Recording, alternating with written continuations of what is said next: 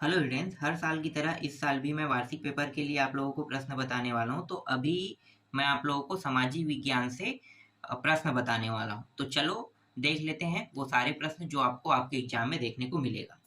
तो अभी जो मैं अध्याय बता रहा हूँ उस अध्याय का नाम है कृषि। कृषि वाले जो अध्याय है इससे आपको 5 अंक के प्रश्न देखने को मिलेगा। तो 5 और 6 नंबर वाला इस वीडियो में मैं आपको बताऊंगा। तो कौन कौन से प्रश्न आपको पढ़ने हैं 5-6 नंबर के लिए वो मैं आपको बता देता हूँ। एक प्रश्न ये है, मोटे अनाज के उत्पादन में कमी होने के क्या कारण है। ये पहला प्रश्न।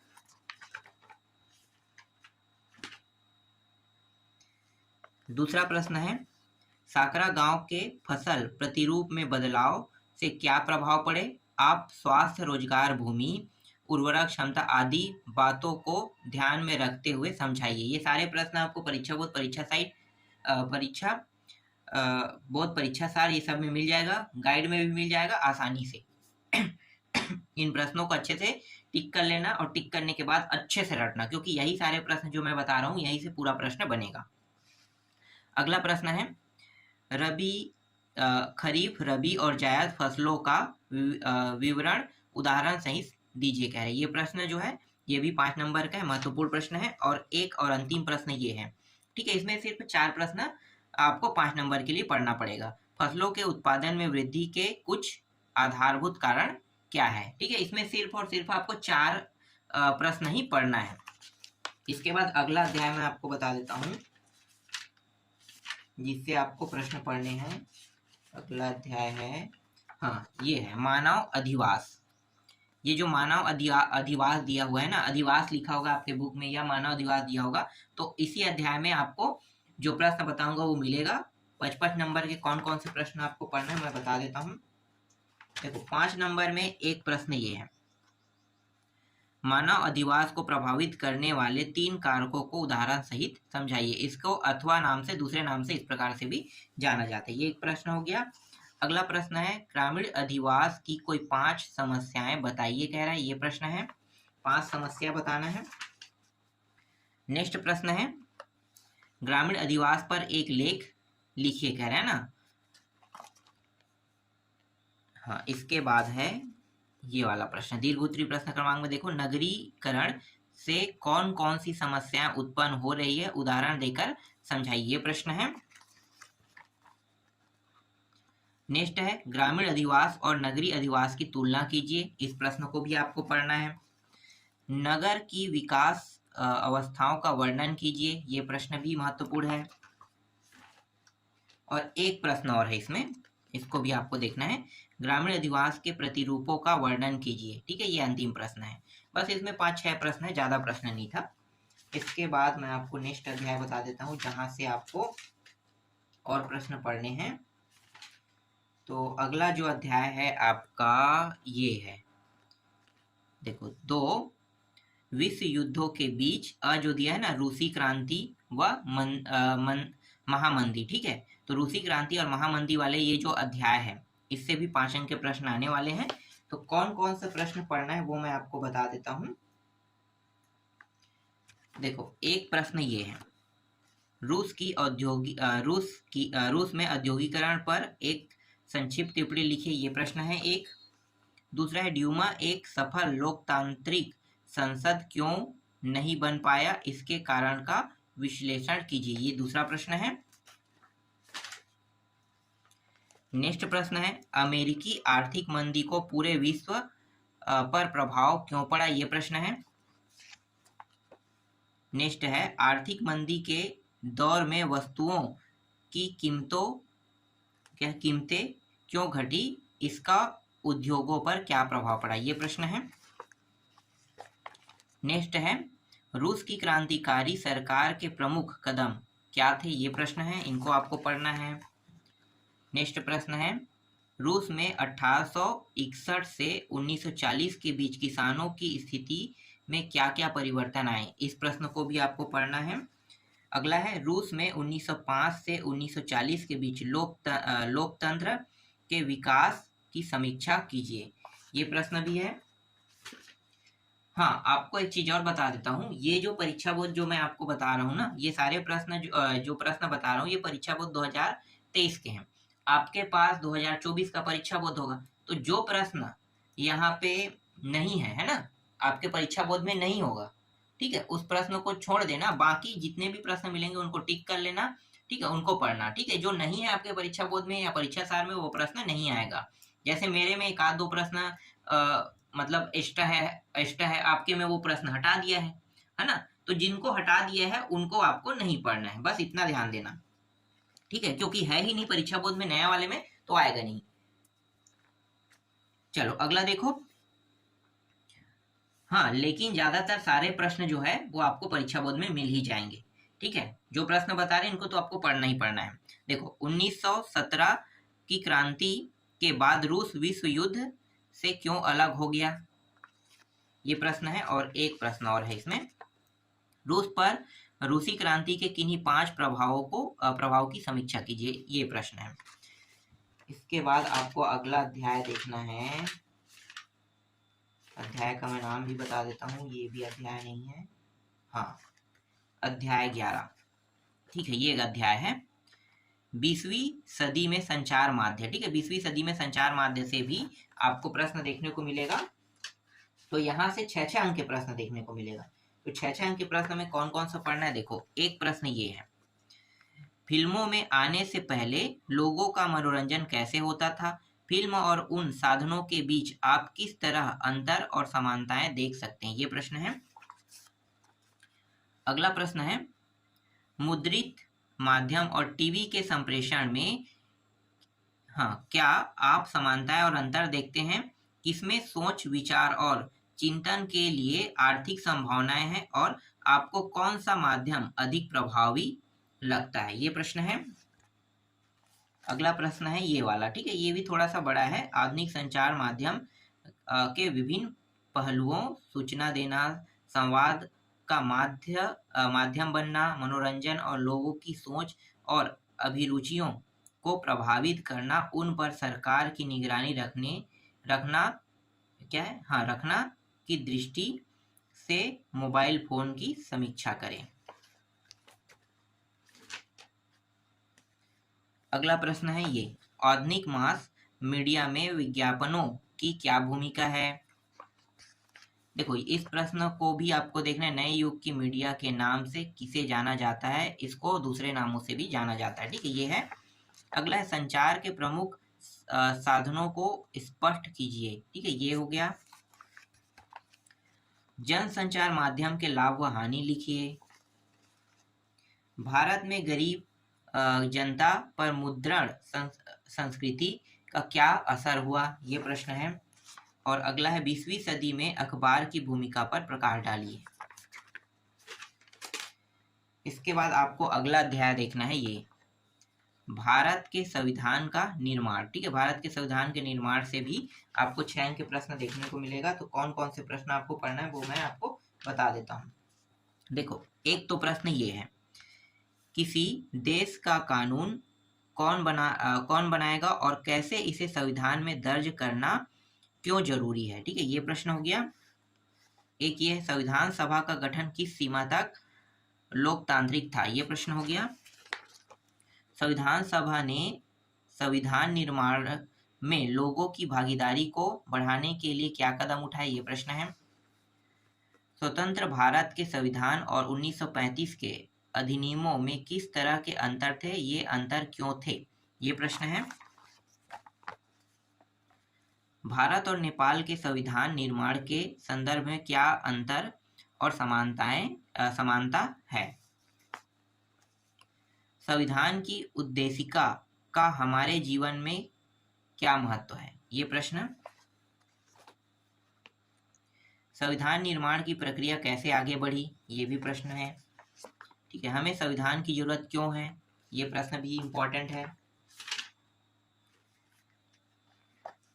भारत प्रभुत्व संपन्न समाजवादी धर्मनिरपेक्ष लोकतांत्रिक गणराज्य है, व्याख्या करें, इसके बारे में बताना है, इसको भी आपको देखना है।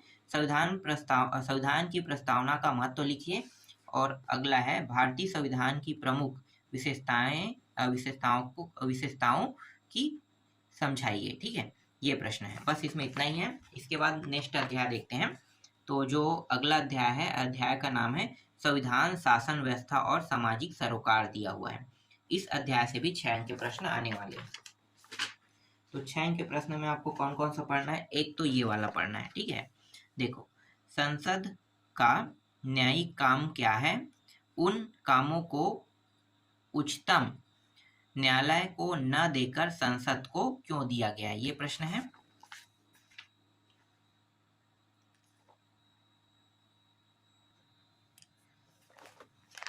अगला जो प्रश्न है वो ये है, लोकतंत्र में शक्ति की विकेंद्रीकरण और शक्ति विभाजन का क्या महत्व है? भारत में शक्ति का विकेंद्रीकरण कितने स्तरों पर किया गया? ये प्रश्न है। नेक्स्ट है, भारतीय लोकतंत्र में प्रधानमंत्री एक धुरी के रूप में काम करता है, वह मनमानी नहीं करे और तानाशाह न बने, इसको किन किन तरीकों से सुनिश्चित किया गया? ये प्रश्न है। न्यायपालिका की स्वतंत्रता बनाए रखने के लिए संविधान के विभिन्न प्रावधान कौन कौन से हैं? इसके बाद अगला जो प्रश्न है वो ये है, कानून बनाने की प्रक्रिया में संसद कार्य पालिका पर किस प्रकार निर्भर है? इस बात का प्रभाव कानून पर सकारात्मक होगा या नकारात्मक? ये प्रश्न है जिनको आपको पढ़ना है। इसके अलावा भारत के राष्ट्रपति की शक्तियों व कार्यों की संक्षेप में विवेचना कीजिए, इसको भी पढ़ना है। इसको दूसरे अलग नामों से, इस नामों से भी जाना जाता है।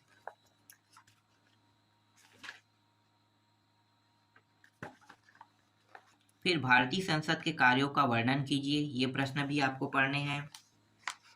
प्रधानमंत्री और मंत्रिपरिषद के संबंधों को बतलाने हुए प्रधानमंत्री के कार्यों का विवरण दीजिए, इसको भी आपको पढ़ना है। 11वां प्रश्न है, सर्वोच्च न्यायालय की शक्तियों एवं कर्तव्यों का वर्णन कीजिए, ये प्रश्न है। और इसके अलावा जो आपका अंतिम प्रश्न है ये है भारतीय संविधान वाला ना, तो ये अंतिम प्रश्न है, इसको आपको देखना है। इसके बाद और कौन कौन से अध्याय आपको देखना है वो भी मैं बता देता हूँ। हाँ, ये भी अध्याय है। देखो, लोकतंत्र में जन सहभागिता, इस अध्याय से भी 6 अंक के प्रश्न आने वाले हैं। तो 6 अंक के प्रश्न में आपको कौन कौन से पढ़ना है? एक तो है लोकतंत्र में जन सहभागिता को समझाइए। अगला प्रश्न है, मतदाता किन कारणों से मतदान करने नहीं जाते हैं? ये प्रश्न है।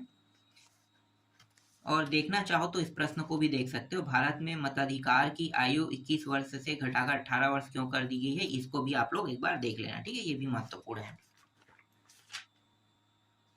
हाँ, ये दबाव समूह और राजनीतिक दल में अंतर पूछ सकता है, इस प्रश्न को भी आपको पढ़ना है। ये मतदान किसे कहते हैं? भारत में मतदान व्यवहार को प्रभावित करने वाले कारकों का उल्लेख कीजिए, इस प्रश्न को भी आपको पढ़ना है, इनको भी पढ़ लेना। ठीक है, मतदान व्यवहार को प्रभावित करने वाले तत्व कौन कौन से हैं? इसको पढ़ना है। किस दबाव समूह का शासन व राजनीतिक दलों में सर्वाधिक प्रभाव और चर्चा करेगा? ये प्रश्न है। लोकतंत्र में संगठन बनाने का अधिकार क्यों जरूरी है?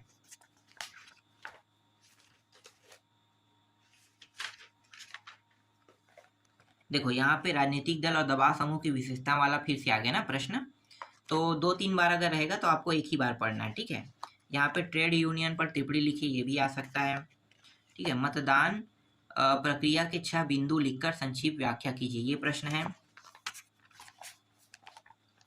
निर्वाचन आयोग के 6 कार्यों को लिखकर व्याख्या कीजिए, इसको भी आपको अच्छे से तैयार कर लेना है। महिला मतदाताओं की मतदान का प्रतिशत ये कम है ना, काम लिखिए, कम होने के 6 कारण लिखिए, ये प्रश्न है। लोकतंत्र में राजनीतिक दल की क्या आवश्यकता है? और है क्या इसमें? हाँ, और है, 3-4 प्रश्न और है। देखो, स्थानीय निकाय में चुनाव का प्रतिशत क्यों बढ़ा हुआ रहता है? ये प्रश्न है। दबाव समूह की विशेषताएं है ना, तो ये अगर दोबारा आया होगा तो एक ही बार पढ़ना है। ठीक है, यहाँ पे देखो, दबाव समूह के महत्व ये अलग है, महत्व अलग होता है और विशेषताएं अलग होता है ना, तो महत्व को देख लेना। और ये अंतिम प्रश्न है, आप कैसे कह सकते हैं कि लोकतंत्र सबसे बेहतर सरकार है? इसके बाद आपको मैं जो अध्याय बता रहा हूँ इससे 55 नंबर के प्रश्न देखने को मिलेगा। लोकतंत्र एवं सामाजिक आंदोलन दिया हुआ है, तो इस अध्याय से 55 नंबर के प्रश्न आएंगे। तो कौन कौन सा प्रश्न पढ़ना है मैं बता देता हूँ। देखो, एक तो प्रश्न ये पढ़ना है, ठीक है, जन सुनवाई से जनता को हुए अनुभव को लिखिए, ये प्रश्न है। अगला प्रश्न ये है, शांति आंदोलन में शामिल लोग अशांति को रोकने के लिए क्या कदम उठा सकते हैं? आपके विचार में देशों के बीच शांति होना क्यों जरूरी है? ये प्रश्न आपको पढ़ना है। फिर नियमगिरी आंदोलन का विवरण दीजिए, ये प्रश्न है।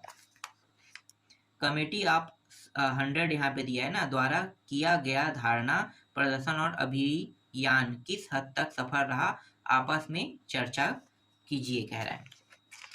इंग्लैंड एवं संयुक्त राज्य अमेरिका में परमाणु निःशस्त्रीकरण हेतु चलाए गए अभियान का विवरण दीजिए।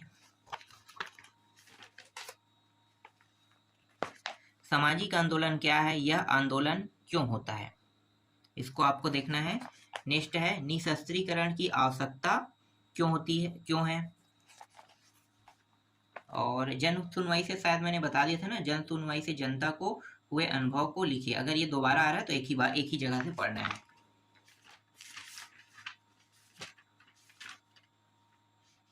फिर अगला जो अध्याय है जहां से आपको 5 नंबर के प्रश्न देखने को मिलेगा, मुद्रा एवं साख है। तो मुद्रा एवं साख से 55 नंबर के कौन से प्रश्न पढ़ना है मैं आपको बता देता हूँ। देखो, ये है, बैंक में जमा रुपये को मुद्रा मानने के क्या आधार है? ये प्रश्न है। बैंक के कार्य लिखिए, कह रहा है, ये प्रश्न है। भारतीय रिजर्व बैंक के कार्य लिखिए। तो बैंक से आएगा तो यही 2-3 पॉइंट है ना, इनको जोड़ के देंगे ये लोग। इसके बाद अगला जो है ये है, मुद्रा के प्रमुख कार्य। इस प्रश्न को आपको देखना है। स्व सहायता समूह गिरवी रखने की शर्त को कैसे संभाल पाते हैं, चर्चा कीजिए। इस प्रश्न को आपको पढ़ना है। इसके अलावा ये देखो, ऋण वाला है ना, ऋण की सुविधा एक और हमारी आय बढ़ाने में सहायक होती है, वही दूसरी ओर कर्ज के जाल में फंसा देती। कैसे आसपास के उदाहरण से समझाइए, कह रहा है। यहाँ पे अगला है, ऋण के लिए शर्त जैसे ब्याज दर, समय जमानत, गिरवी आदि की आवश्यकता क्यों होती है? प्रत्येक शर्तों को समझाइए। अगला है, यदि भारतीय रिजर्व बैंक वाणिज्य बैंकों पर नियंत्रण नहीं रखे तो मुद्रा एवं साख व्यवस्था पर क्या प्रभाव पड़ेगा? व्यक्तिगत खर्च एवं व्यापार के लिए साख की आवश्यकता पड़ती है, कोई 3 उदाहरण देकर समझाइए। जो प्रश्न मैं बता रहा हूँ ये सारे प्रश्न आपको बहुत ही आसानी से परीक्षा सार में मिल जाएगा। हाँ, 1-2 प्रश्न हालांकि नहीं मिलेगा, लेकिन बाकी सभी प्रश्न मिल जाएगा ना। साख से क्या आशा है? भारतीय रिजर्व बैंक की भूमिका को समझाइए। मुद्रा के प्राचीन एवं आधुनिक स्वरूप पर एक टिप्पणी लिखिए।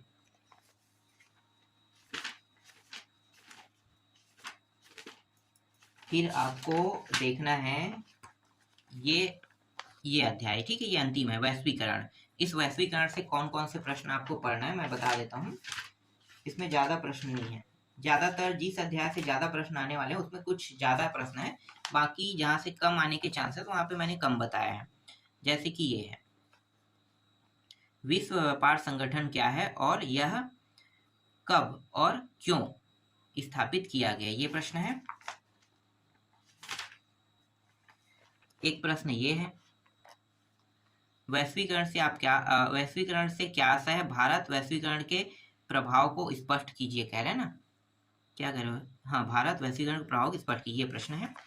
अगला है, वैश्वीकरण के पर्यावरण को किस तरह प्रभावित किया है, चर्चा कीजिए, ये प्रश्न। इसके अलावा ये उदारीकरण का अर्थ स्पष्ट करते हुए बहुराष्ट्रीय कंपनियों का विवरण दीजिए, ये प्रश्न है। और एक प्रश्न है ये पर्यावरण वाला है ना, ये प्रश्न। और कोई प्रश्न थोड़ी है, बस इसमें शायद इतना ही है, एक प्रश्न बस और है, ये वाला, ठीक है। ये अंतिम प्रश्न है, दूसरे देशों में बहुराष्ट्रीय कंपनी किस प्रकार उत्पादन पर नियंत्रण स्थापित करती है, तो ये अंतिम प्रश्न है। बस इतने ही प्रश्नों को आपको क्या करना है, पढ़ना है, ठीक है। ये सारे प्रश्न जो मैंने अभी बताए वो 5 नंबर और 6 नंबर के हैं। तो 5 नंबर और 6 नंबर के सारे प्रश्न मैंने बता दिया। पूरा का पूरा 5 नंबर और 6 नंबर का प्रश्न यहीं से आएगा और कहीं से नहीं आएगा, इसलिए आपको इन सारे प्रश्नों को अच्छे से तैयार कर लेना है।